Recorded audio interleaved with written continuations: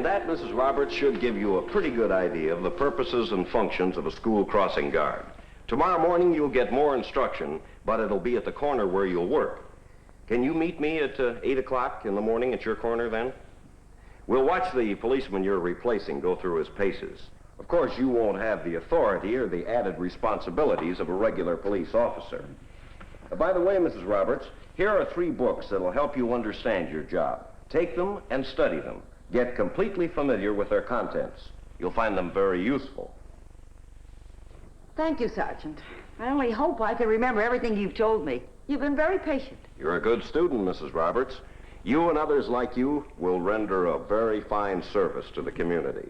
I'll see you in the morning. Goodbye.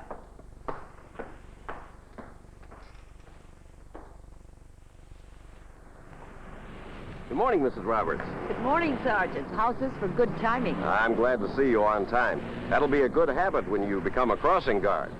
Well, as I said yesterday, this is the school crossing where we sure can use your help. When you finish your training, the officer you see over there will be freed for regular police duty. Isn't he a little early? I shouldn't think the children would be arriving for another half hour. Well, Mrs. Roberts, school crossing duty starts before the children arrive. There are a few preparations that must be made. For example, right now he's checking traffic conditions. Are cars parked so they block the walk or cause dangerous blind spots for children or drivers? At times, it may even be necessary to have a car moved. It's part of the guard's job to spot any conditions that might cause crossing difficulties. An excavation for street repairs, for example, might require setting up a temporary crossing spot at another location nearby. I see he's putting out some signs, too. Yes, that's another reason for getting to your post early, so that signs planned for and made available are placed. These signs will be a great help to you in your job. It's important to know in advance the general pattern of traffic at your assigned location. Get an idea of the average speed of the cars, and note if they come in a steady stream or in groups, and what effect cars turning at the corner might have. I suppose he's preparing to direct traffic. I'm glad you raised that question. For a crossing guard, the answer is a definite no. Here, as in most communities, a school crossing guard does not direct traffic in the usual sense. Now, let me explain. The basic reason for use of school crossing guards is to give children the benefit of adult judgment in getting safely across a street. But experience has also shown that the mere presence of a crossing guard is usually enough of a warning to motorists to be alert. Oh, now I see some children are beginning to gather at the corner. Let's watch.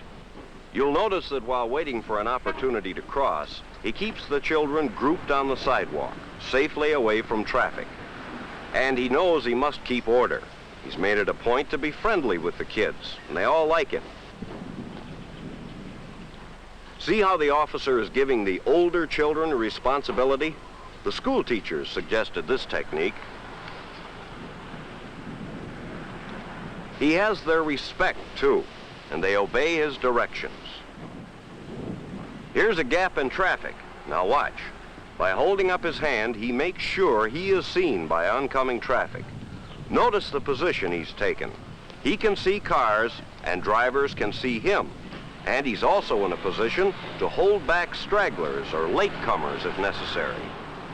Selecting a gap for a crossing reduces surprise to drivers that might cause a collision.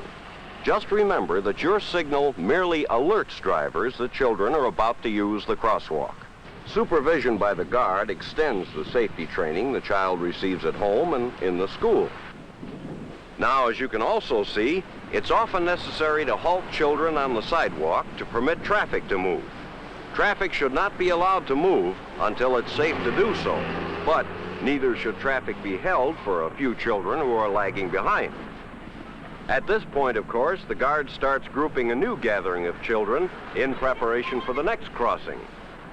So far, it doesn't seem too difficult. It's mostly using good judgment and being aware of traffic conditions. Well, that's basically the idea. Of course, you'll get more training before you're really qualified. Your confidence will increase as you understand such things as reaction time of drivers.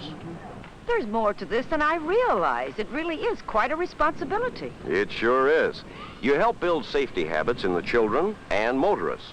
Also, you'll relieve an officer for other police assignments and be performing a community service. And who can measure the value of a service that prevents accidents and saves lives, particularly those of our children?